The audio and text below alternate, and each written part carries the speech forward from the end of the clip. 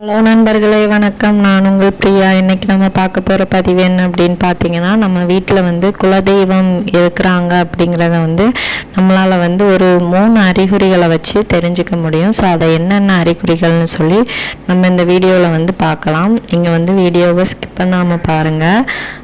நீங்கள் வந்து உங்கள் வீட்டில் வந்து குலதெய்வத்தோட அந்த அருள் இருக்குதா, குலதெய்வம் உங்கள் வீட்டில் தான் இருக்காங்களா, அவங்களோட ஆசையும் அருளும் வந்து உங்களுக்கு கிடைக்குமா, இதெல்லாம் வந்து நம்ம வந்து ஒரு சில அறிகுறிகள் மூலம் தெரிஞ்சுக்க முடியும். இப்போ வந்து குலதெய்வம் உங்கள் வீட்டில் இருந்தாங்க அப்படின்னா உங்களுக்கு வந்து என்னென்ன நன்மைகள் கிடைக்கும், என்னென்ன இல்லை அப்படின்னா என்ன தீமைகள் நடக்கும்னு சொல்லி நம்ம முதல்ல பார்த்துடலாம். என்ன மாதிரியான நன்மைகள் கிடைக்கும் அப்படின்னு பார்த்தீங்கன்னா, ஒரு வீட்டில் வந்து குலதெய்வ நடமாட்டம் வந்து அதிகமாக இருக்குது அப்படின்னா அந்த வீட்டில் வந்து செல்வ செழிப்புக்கு வந்து குறைவே இருக்காது. ஸோ வந்து அவங்க வீட்டில் வந்து எப்பவும் வந்து அந்த பணப்புழக்கம் வந்து அதிகமாக இருக்கும். அப்புறம் வந்து வீட்டில் வந்து சண்டை அந்த மாதிரி பிரச்சனைகள்லாம் வராது. வீட்டில் இருக்கிறவங்களுக்குள்ள ஒற்றுமை வந்து அதிகமாக இருக்கும்.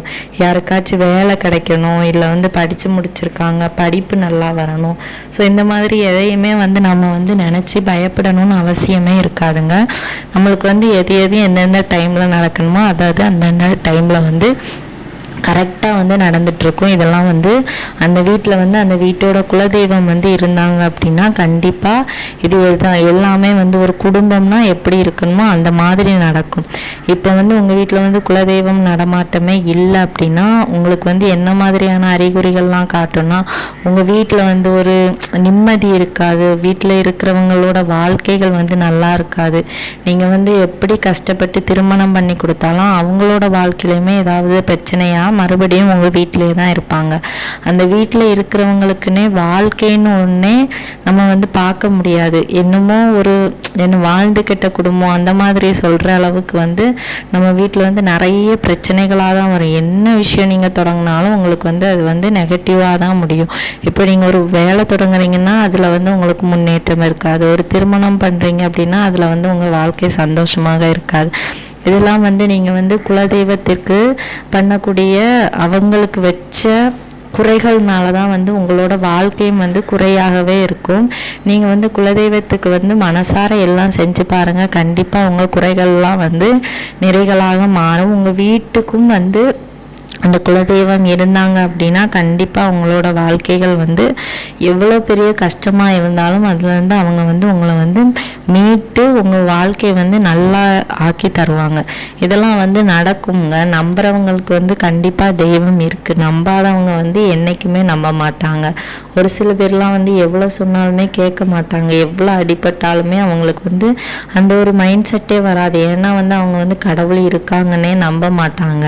ஒரு சில பேர் பார்த்தீங்கன்னா சின்னதாக எந்த விஷயம் பண்ணணுன்னாலும் முதல்ல வந்து குலதெய்வம் கோயிலில் போயிட்டு அவங்களுக்கு வந்து பூஜை பண்ணி பாயாசம் வச்சு பூஜைகள் கொடுத்து அந்த மாதிரி தான் செய்வாங்க. அவங்கள பாருங்கள், அவங்க லைஃப்பில் வந்து கண்டிப்பாக நல்லா தான் இருப்பாங்க. ஸோ இந்த மாதிரி நிறைய விஷயங்களில் வந்து நம்ம வந்து குலதெய்வம் இருந்தாங்க அப்படின்னா நம்மளுக்கு வந்து நிறைய நன்மைகள் நடக்குங்க. அதை வந்து நம்ம வீட்டில் அவங்க இருக்காங்கன்னு அவங்களே நம்மளுக்கு வந்து காமிச்சு தருவாங்க. அது என்னென்ன அறிகுறின்னு சொல்லி நம்ம எப்போ ஒன்று ஒன்றா பார்த்துடலாம். முதல் அறிகுறியாக வந்து என்ன தெரியும் அப்படின்னு பார்த்தீங்கன்னா, நம்ம வீட்டில் வந்து இந்த பல்லிகளோட நடமாட்டம் வந்து அதிகமாக இருக்கும். ஆனால் வந்து இப்போ இருக்கிற இந்த லைஃப் ஸ்டைலில் வந்து பல்லியை பார்த்தாலே எல்லாரும் அடித்து கொண்டுடுறாங்க, இல்லைன்னா அதுக்கு வந்து ஏதாச்சும் மருந்து போட்டு அதை வந்து சாகடிச்சிடுறாங்க. ஆனால் வந்து பழைய காலத்தில் வந்து பார்த்திங்கன்னா பல்லியில் வந்து தெய்வமாக வந்து கும்பிட்டுட்டு வந்திருக்காங்க. பல்லிகள் வந்து மகாலட்சுமி தாயாரோட ஒரு என்ன சொல்கிறது, மகாலட்சுமியோட ஒரு அம்சமாக வந்து சொல்லப்படுது. எந்த வீட்டிலலாம் வந்து குலதெய்வத்தோட நடமாட்டம் வந்து அதிகமாக இருக்கோ அந்த வீட்டில் வந்து பல்லிகளின் நடமாட்டமும் வந்து அதிகமாக இருக்குமாங்க. பல்லினா வந்து அதையும் வந்து நம்ம வந்து கண்டுபிடிக்கிறதுக்கும் சொல்லி வச்சுருக்காங்க. சும்மா இருக்கிற எல்லா பல்லியும் வந்து இருக்குது, எங்கள் வீட்டில் நிறைய பல்லி இருக்குது, குலதெய்வம் இருக்குதுலாம் நம்ம வந்து சொல்ல முடியாது. அந்த பல்லிக்கு மேலே கருப்பு புள்ளிகள் வந்து அதிகமாக இருந்துச்சு அப்படின்னா அப்போ அந்த வீட்டில் வந்து குலதெய்வம் வந்து இருக்கிறாங்க அப்படின்னு வந்து நம்மளால் தெரிஞ்சுக்க முடியுமா. ஸோ உங்கள் வீட்டில் அதிகமாக பல்லி இருந்துச்சு அப்படின்னா அதுக்கு மேலே கருப்பு கலர் புள்ளிகள் அதிகமாக இருக்குதான்னு பாருங்கள். அப்போ உங்கள் குலதெய்வம் உங்கள் வீட்டில் வந்து இருக்கிறாங்க அப்படின்னு உங்களால் வந்து ஈஸியாக வந்து தெரிஞ்சுக்க முடியும். அதே மாதிரி இந்த பல்லிகள் வந்து அதிகமாக இருக்கும்போது நம்ம வீட்டில் வந்து ஒரு பாசிட்டிவ் வைப்ரேஷன் தாங்க இருக்கும். ஸோ வந்து இந்த அதிகமாக சண்டைகள் நடக்காது, குடும்ப ஒற்றுமை வந்து நல்லா இருக்கும். ஸோ இந்த மாதிரி எல்லாமே நல்லா தான் இருக்கும். அதுக்கப்புறமா இந்த பல்லிகள் மூலமாக தான் நம்ம குலதெய்வம் வந்து நம்மளுக்கு வந்து ஒரு விஷயம் செய்யணுமா செய்யணுமா, இது வந்து செஞ்சிச்சு அப்படின்னா உங்கள் வாழ்க்கை வந்து நல்லா இருக்கும், இதெல்லாம் வந்து பல்லிகள் மூலமாக தான் நம்மளுக்கு வந்து காட்டுவாங்களாம். அந்த விஷயத்தை வந்து நம்ம செய்யக்கூடாது அப்படின்னா அந்த பல்லிகள் வந்து சத்தம் போடுமா. நம்ம ஒரு விஷயத்தை கேட்கும்போது அந்த பல்லிகள் வந்து சத்தம் போடும். ஆனால் வந்து ஒரு சில பேர் சொல்லுவாங்க பல்லி சத்தம் போட்டால் வந்து நம்ம வேண்டுறது வந்து அவங்களுக்கு வந்து கேட்குது அப்படின்னு சொல்லுவாங்க. ஆனால் குலதெய்வத்தை பொறுத்தளவில் நம்ம அதை செய்யக்கூடாதுங்கிறதுக்காக அவங்க வந்து பல்லிகள் மூலமாக சத்தம் போடுவாங்களாம். ஏன்னா நம்ம முன்னோர்கள் தான் வந்து நம்ம குலதெய்வமாக இருப்பாங்கன்னு சொல்லப்படுது. ஸோ அதே மாதிரி அந்த பல்லிகள் வந்து மேலே விழுந்துச்சு அப்படின்னாலும் அதுக்கும் வந்து நிறைய விதமான பலன்கள் இருக்குதா. நம்ம ஒரு விஷயம் செய்கிறதும் செய்யாமல் இருக்கிறதும் இந்த மாதிரி செயல்கள் மூலமாக தான் இந்த குலதெய்வங்கள் வந்து நம்மளுக்கு வந்து காட்டுமா. அதுக்கப்புறமா 2வது அறிகுறியாக வந்து என்ன தெரியும் அப்படின்னா, இப்போ நீங்கள் வந்து குலதெய்வம் கோவிலுக்கு போயிட்டு வரும்போதோ இல்லை அங்கே இருந்தோ ஒரு எலுமிச்சம்பழம் வந்து எடுத்துகிட்டு வாரீங்க அப்படின்னா அந்த எலுமிச்சம்பழத்தை வந்து ஒரு சில பேர் வந்து பூஜை அறையில் வச்சுருப்பாங்க, ஒரு சில பேர் வந்து பணம் வைக்கிற இடத்துல வந்து வச்சுருப்பாங்க. இல்லாட்டி வந்து வேறு ஏதாச்சும் ஒரு இடத்துல வந்து பத்திரப்படுத்தி வச்சுருந்தீங்க அப்படின்னா அந்த எலுமிச்சம்பழம் 2 வாரம் ஆனதுக்கப்புறம் அழுகி போகாமல் காஞ்சு போயிருந்துச்சு அப்படின்னா கண்டிப்பாக உங்கள் வீட்டில் வந்து குலதெய்வத்தோட அருள் இருக்குது. அதே மாதிரி உங்கள் குலதெய்வமும் உங்கள் கூடயே தான் இருக்கிறாங்க.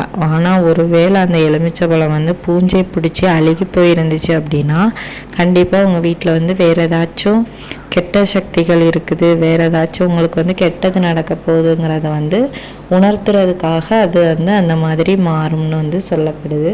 ஸோ நீங்களும் வந்து இனி குலதெய்வம் கோயில்களுக்கு போனீங்க அப்படின்னா கண்டிப்பாக ஒரு எலுமிச்சப்பழம் வாங்கிட்டு வந்து சோதனை பண்ணி பாருங்கள். அப்போ வந்து உங்களுக்கு வந்து தெரிஞ்சிருமா அது வந்து உண்மையா இல்லையா அப்படின்னு.